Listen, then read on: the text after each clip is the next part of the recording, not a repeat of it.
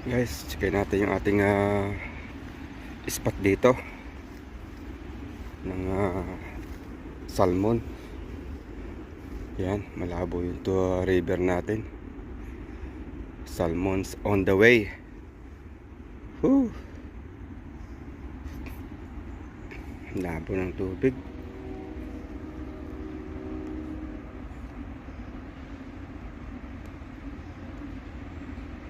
That's a good spot.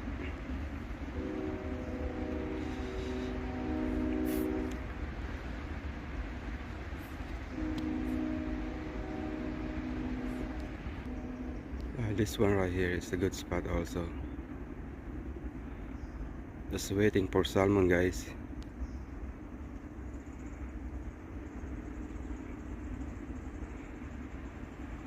Another few weeks, guys.